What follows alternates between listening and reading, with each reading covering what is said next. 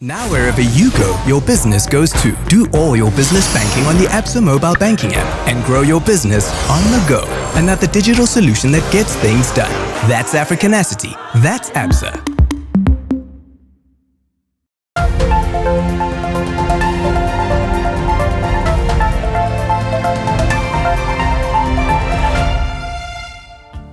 Nous sommes dans la série des chroniques Economic Focus sur les pensions à Maurice avec l'introduction du nouveau régime de retraite universelle.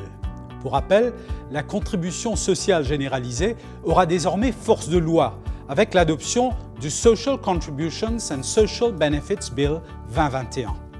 On a beaucoup parlé de ce nouveau régime et hier, nous avons expliqué son fonctionnement. Nous avons aussi vu pourquoi les partisans du plan y sont favorables. Il ne peut avoir de désaccord sur le fait que les régimes de retraite sont devenus insoutenables parce que les gens vivent plus longtemps, d'une part, et que d'autre part, les retours sur investissement des fonds sont aussi en baisse. Des réformes sont donc nécessaires, non seulement à Maurice, mais partout dans le monde. Nous avons vu pourquoi les personnes qui soutiennent la CSG le trouvent meilleur que le NPS. Les cotisations sont bien moindres pour les salariés gagnant moins de 50 000 roupies. Les indépendants et les professionnels sont désormais tenus à cotiser. Aussi maintenant, tout le monde bénéficieront des 13 500 du BRP, pas que les salariés comme pour le NPS. Les 4 500 roupies représentent plus d'argent, en particulier par rapport au montant que les personnes à revenus faibles percevaient sous le NPS.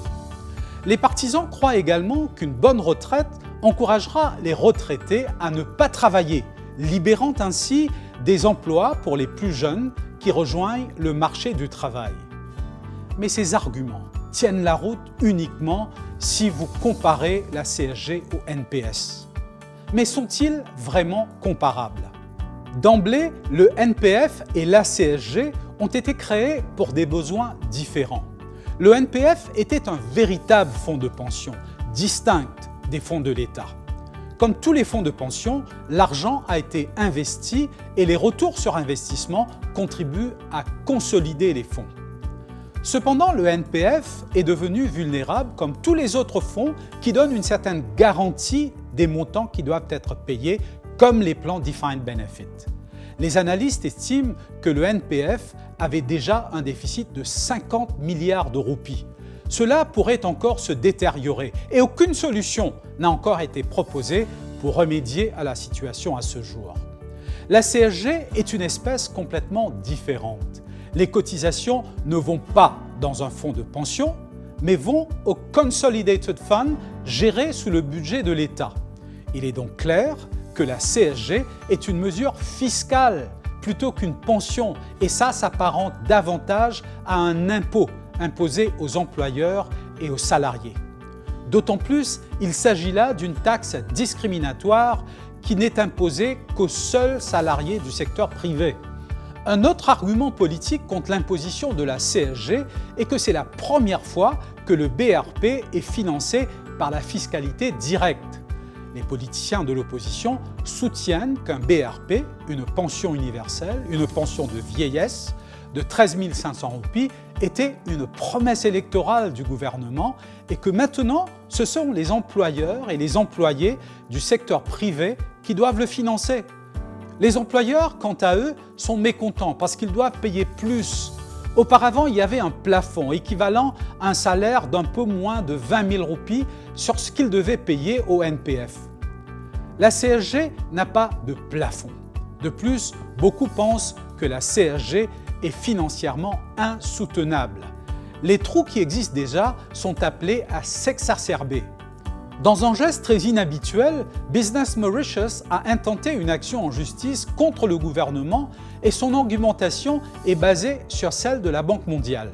La Banque mondiale soutient que le BRP à 9 000 roupies place déjà Maurice parmi les prestations universelles les mieux payées au monde par rapport au salaire moyen et un passage à 13 500 roupies, comme prévu avec la mise en place de la contribution sociale généralisée, en ferait la prestation universelle la mieux payée au monde. Les projections budgétaires suggèrent que la mise en œuvre de cette augmentation porterait le coût du BRP à 10% du PIB en 2024 et il le placerait sur une trajectoire de croissance constante pour atteindre les 14% du PIB vers 2050. Bernard Yen, actuaire et directeur général d'Aeon Solutions, a pris une position ferme contre la contribution sociale généralisée. Premièrement, il dit que les maths de ce plan ne tiennent pas la route. D'une part, il dit que l'argent collecté sous la CSG sera très loin de la barre des 11 ou 12 milliards nécessaires pour payer le BRP en 2023. Les experts estiment que l'écart est de 5 à 6 milliards de roupies juste pour la première année, c'est-à-dire en 2023. Il est clair que les pensions n'est pas une mince affaire. Les réformes sont inévitables. De nombreux régimes de retraite, en particulier ceux qui garantissent une prestation prédéfinie, comme les systèmes Defined Benefit, subissent une pression considérable. Demain, nous allons examiner de plus près la différence entre les régimes de retraite Defined Contribution et Defined Benefit et pourquoi les régimes de retraite Defined Benefit, c'est-à-dire ceux qui garantissent une prestation prédéfinie, échouent partout dans le monde. Et donc, pourquoi les réformes sont nécessaires. À demain, si vous le voulez bien.